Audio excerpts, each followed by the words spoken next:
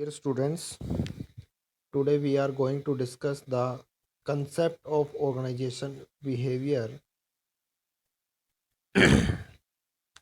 as well as its challenges. So let us start. What is OB? OB is mainly organization behavior is the combination of the two different concepts. First one is organization and second one is behavior. First of all, we have clear what is organization. A group of organization, we can say a group of person working together with association, यही क्या होता है हमारा organisation होता है, जहाँ पर बहुत सारे लोग मिलके इंटीग्रेट होके और काम करते हैं, उसे हम क्या बोलते हैं, ऑर्गेनाइजेशन बोलते हैं.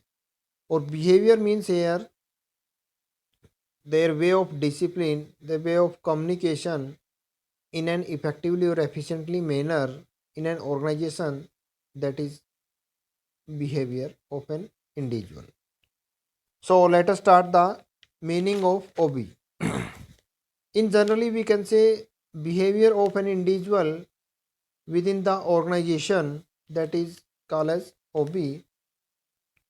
So OB is the study and use of information related to the behavior of people at work, where people use technology to get work done for achieving the common objective of the organization. OB क्या है? उन सब information का collection है, उन सब study का collection है एट वर्क, जहाँ पर वो काम कर रहे हैं, जहाँ पर वो अपनी बेस्ट टेक्नोलॉजी को यूज़ करके और ऑर्गेनाइजेशन का जो कॉमन ऑब्जेक्टिव है उसको हम अचीव करते हैं. Therefore OB concentrate on the individual, the group, the structure and technology and environment. ये सारे इन सब का कलेक्टिवली फॉर्म क्या होता है, फॉर्मेशन ऑफ ओबी होता है.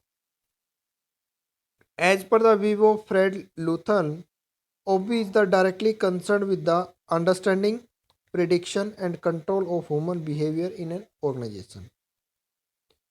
कि OB क्या है? अंडरस्टैंडिंग करना, समझना, प्रिडिक्शन करना, पूर्व अनुमान लगाना, कंट्रोल करना, मैनेज करना, किसको? ह्यूमन बिहेवियर को इन एन ऑर्गेनाइजेशन. यही हमारा क्या होता है? OB होता है. So we can say OB is the branch of social science that seeks to build theories that can be applied to prediction, understanding and control behavior in work organization. That is called as the organization behavior. I think you have clear the concept of OB. Now we discuss the historical background and development of OB. देखिए examiner कई बार exam में students को confuse करने के लिए only background डाल देता है, या फिर हिस्टोरिकल ऑफ ऑर्गेनाइजेशन बिहेवियर, या फिर हिस्टोरिकल बैकग्राउंड से भी पूछ सकता है एग्ज़ाम में क्वेश्चन, या फिर डेवलपमेंट ऑफ ओबी, किस प्रकार से विकास हुआ ऑर्गेनाइजेशन बिहेवियर का. तो स्टूडेंट्स इसमें आपको ये तीनों थ्योरीज एक्सप्लेन करके आनी है.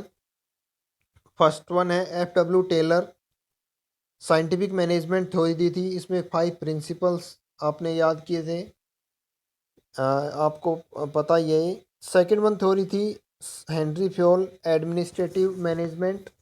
और थर्ड वन थी मैक्स वेबर, ब्यूरोक्रेटिक मैनेजमेंट. मैं थोड़ा कंक्रीट फॉर्मेट के बारे में थोड़ा थोड़ा बता देता हूँ. F.W. टेलर ने क्या कहा था कि साइंस के तरीके से काम करें, लेकिन वो हार्ड साइंस नहीं होनी चाहिए, सॉफ्ट साइंस होनी चाहिए. काम को साइंटिफिक वे से करना चाहिए, स्ट्रिक्ट रूल रेगुलेशन से काम को करना चाहिए, ठीक है, कोऑपरेट करके काम को करना चाहिए. ये तो था हमारा साइंटिफिक मैनेजमेंट में. हेनरी फ्योल ने एडमिनिस्ट्रेटिव मैनेजमेंट थ्योरी दी थी. इस थ्योरी के अनुसार 14 प्रिंसिपल्स दिए गए हैं. अगर उन 14 प्रिंसिपल्स, देखिए ये वो प्रिंसिपल है, अगर हम अपनी डेली लाइफ में भी उन प्रिंसिपल्स का यूज़ करते हैं तो कहीं ना कहीं हम अपने गोल को भी अचीव कर सकते हैं और ऑर्गेनाइजेशन अपने गोल को अचीव कर सकती है. तो वो कुछ एक रूल्स रेगुलेशन समझ लीजिए, कुछ डिसिप्लिन समझ लीजिए, कुछ नॉर्म समझ लीजिए. उन नॉर्म्स को फॉलो करके ही हम ऑर्गेनाइजेशन के गोल को अचीव कर सकते हैं, प्रशासनिक ढंग से, एडमिनिस्ट्रेशन ढंग से. थर्ड वन जो हमारी थी max weber, bureaucratic theory. Bureaucratic theory में क्या कहा गया था कि बिल्कुल ब्यूरोक्रेसी से, तानाशाही से, मतलब रेड टेपिज्म तरीके से, रेड अलर्ट से, ठीक है, बिल्कुल स्ट्रिक्ट, कोई कॉम्प्रोमाइज़ नहीं, हार्ड एंड फास्ट रूल वहाँ पर लगाए जाते थे। एम्प्लॉयज से जो है चाहे आप उनको परेशान करके काम करो और हमें काम चाहिए, ये मैक्स वेबर के अनुसार था कि जो जिसकी जो ड्यूटी असाइन की गई है उसमें फुलफिल होना चाहिए। अगर वो ड्यूटी फुलफिल नहीं करता है तो उसको रिजाइन या फिर फायर प्रिंसिपल लगा के उसको निकाल देना। इसको बोलते हैं ब्यूरोक्रेटिक मैनेजमेंट थ्योरी। ठीक है स्टूडेंट्स, ये थी हमारी historical backgrounds development of hobby और concept of hobby. Next lecture में हम डिस्कस करेंगे इसकी foundation as well as their challenges. Thank you students.